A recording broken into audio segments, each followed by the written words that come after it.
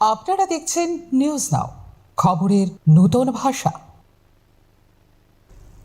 কাঞ্চনমালায় শোকের আবহে শেষ বিদায় জানানো হলো রমজান মিয়াকে। উড়িষ্যায় রেল দুর্ঘটনায় প্রাণ হারানো এই যুবকের নিথর দেহ শনিবার ভোরে তার বাড়িতে পৌঁছতেই কান্নায় ভেঙে পড়ে পরিবার ও এলাকাবাসী। কাঞ্চনমালা লক্ষ্মীছড়া এলাকার বাসিন্দা রমজান মিয়া প্রায় 6 মাস আগে জীবিকার তাগিদে চেন্নাইয়ে কাজে গিয়েছিলেন। কাজ শেষে 4 দিন আগে ট্রেনে করে বাড়ি ফেরার পথে উড়িষ্যায় দুর্ঘটনায় পড়ে মর্মান্তিক মৃত্যু হয় তাঁর। পরবর্তীতে স্থানীয় রেল পুলিশ ও থানার সহযোগিতায় ময়না তদন্ত সম্পন্ন করে অ্যাম্বুলেন্সে করে শনিবার সকাল 6টায় বাড়িতে আনা হয় তাঁর দেহ।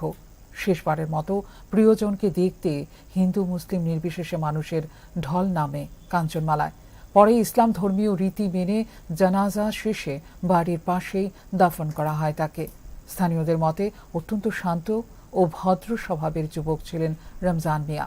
তাঁর অকাল মৃত্যুতে গোটা এলাকায় নেমে এসেছে গভীর শোকের ছায়া।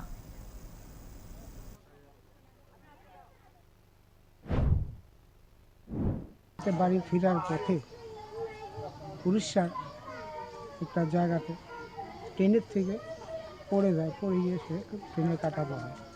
তো যাই হোক, যেভাবেই হোক, এবং ওইখানকার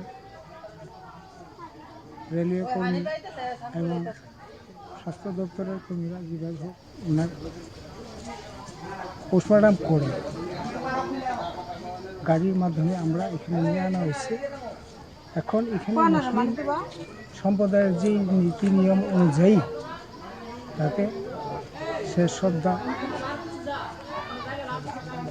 জানাচ্ছি, এবং উনি ওনার বাড়ির পাশেই যে কবরস্থান ব্যবস্থা করা হয়েছে এবং আমার মুসলিম সম্প্রদায়ের যে নিয়ম নীতি অনুযায়ী আমরা শেষকৃত্য সম্পন্ন করব।